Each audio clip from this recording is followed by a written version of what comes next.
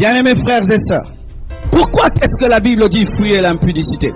C'est parce que l'impudicité a des graves conséquences. Excusez-moi, dans ce séminaire, j'appelle le chat par son nom en faisant l'effort d'être pudique au maximum. D'accord? L'impudicité a des conséquences physiques, des conséquences sociales et des conséquences spirituelles. Voici une conséquence physique grave de l'impudicité. L'impudicité t'habitue à quelque chose que tu n'auras pas toujours. Je donne un exemple.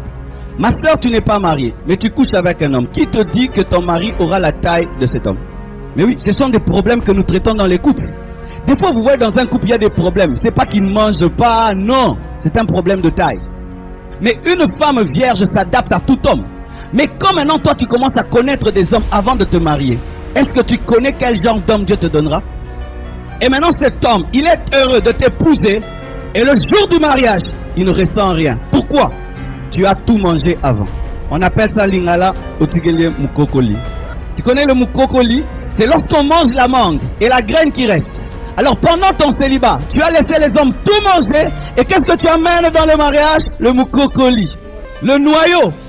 Tu amènes ça à ton mari. Et trouve une femme qui a connu toutes sortes de formes d'hommes. Parce que je dois le dire. Parce que des fois, pour chasser des démons, il n'y a pas de démons. C'est le corps qui est déjà détruit. Et là, il faut que Dieu restaure ton corps. Et il faudrait que l'homme qui va t'épouser soit patient. Parce que le corps de la femme, ça prend aussi le temps pour revenir à la normale. Ce sont des muscles. Je dois vous dire ça sincèrement. Et mon frère, toi qui goûtes aux femmes avant de te marier, qui te dit que ta femme aura la même capacité que toutes ces filles-là? C'est vrai, maintenant tu couches avec ta femme et tu penses à d'autres femmes. Pourquoi? Ta femme ne te fait pas arriver à ce niveau-là. Et c'est une réalité. Aujourd'hui, il y a des divorces à cause des relations précoces. Un homme qui mange chez lui tous les jours et qui ne mange jamais chez la voisine ne compare rien. Mais un homme qui mange partout peut comparer le pondu, le riz de gauche et droite. Et lorsque, avant le mariage, tu couches à gauche et à droite, quand tu viens dans le mariage, cela a marqué ton cœur, que tu le veuilles ou pas. C'est un souvenir qui t'a marqué. Surtout, si dans le péché, le diable l'a bien fait.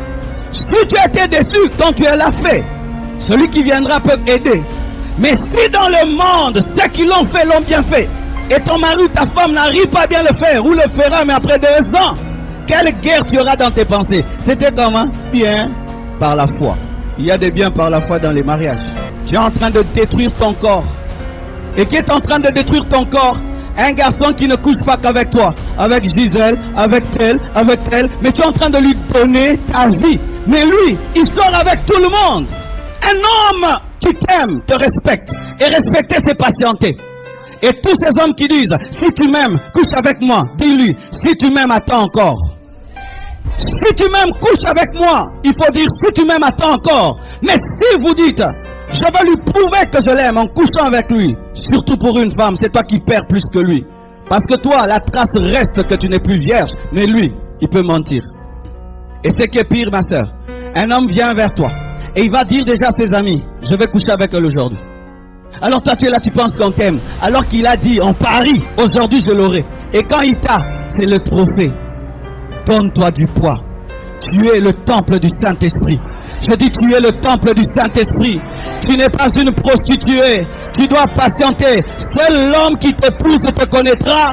Et tu attendras seulement le jour du mariage pour connaître ta femme. Tout ce que vous faites avant détruit vos corps et vous marque et vous empêche d'être marqué. Une autre conséquence, c'est les conséquences sociales.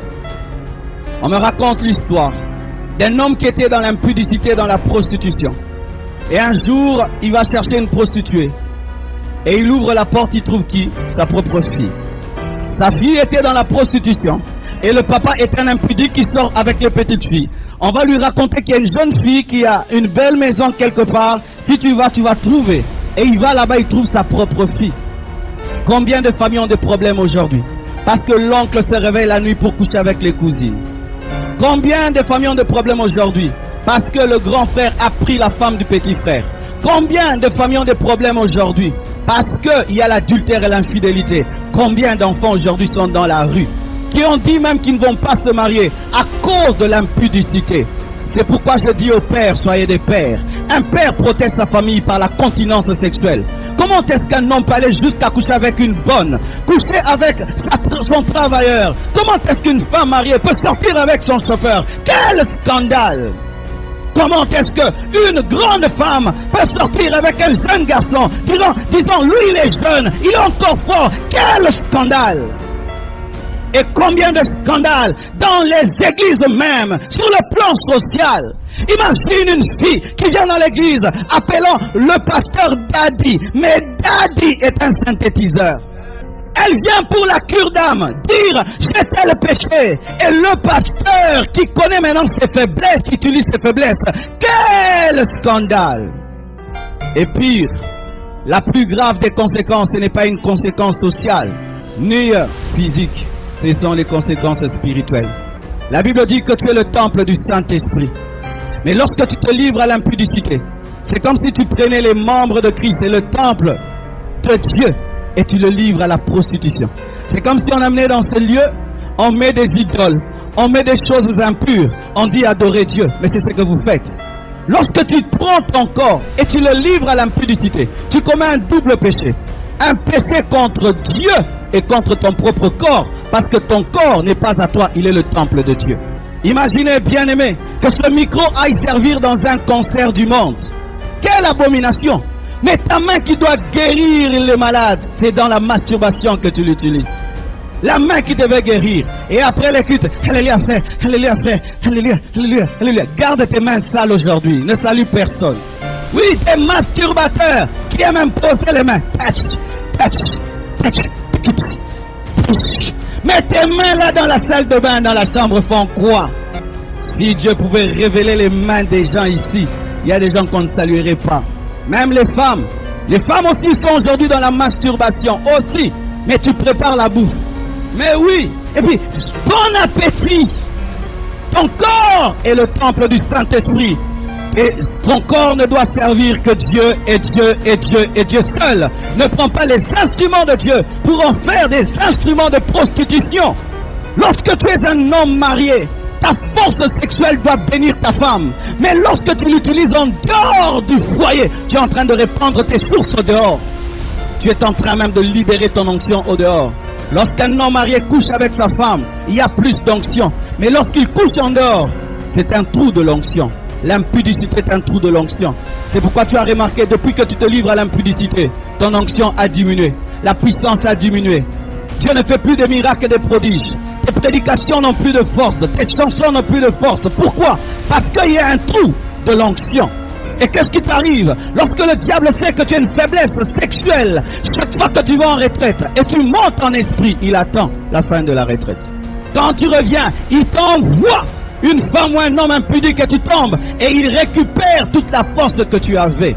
C'est ainsi qu'il y a des gens qui font des années dans le Seigneur mais ne grandissent jamais parce qu'ils sont impudiques.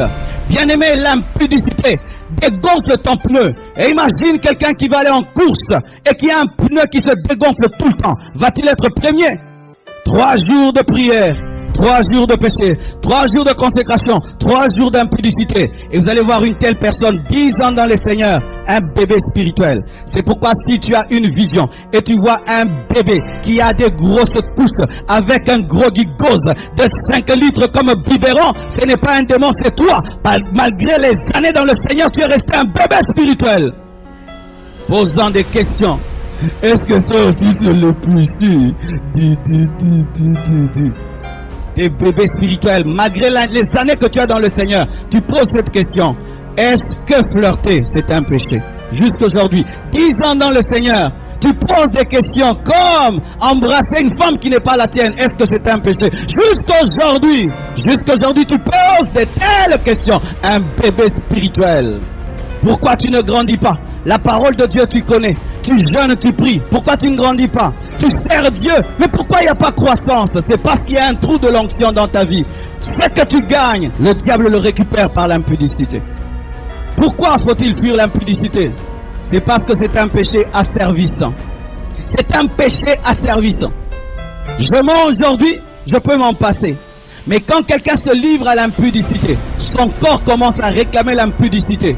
Comme le corps peut réclamer l'alcool. Un chanteur congolais a chanté, il dit, on essaye mais on ne sait plus s'arrêter. Quand le diable te dit, viens, tombe dans l'impudicité, te dit, tu le fais seulement une fois, mais tu ne le feras plus jamais. Mais on voit des gens qui malgré eux pleurent. Pourquoi je le fais? Seigneur, arrête-moi. Arrête-toi toi-même. Arrête-moi, Seigneur, arrête-moi. Pourquoi? Parce que tu es devenu esclave d'une chose que tu as faite pendant quelques minutes. Maintenant, tu n'arrives plus à t'en passer. Tu deviens comme un chien. Bien-aimés frères et sœurs, ne commence pas une chose que tu ne sauras pas arrêter. Parce que certaines personnes, lorsqu'elles se noient, elles peuvent ressortir et crier, on les sauve. Mais d'autres se noient pour toujours. Et quand tu regardes ton ami, mais lui commet l'impudicité, moi si je veux faire comme lui, il se peut que tu ailles pour de bon. Car il y a des gens qui mourront impudiques et qui iront en enfer impudiques. N'essaye pas. À vous tous qui êtes chastes, qui êtes vierges, ne goûtez pas à cela. Ne dites pas, comment est-ce que je vais comprendre la profondeur du péché si je ne pêche pas? N'essaye pas.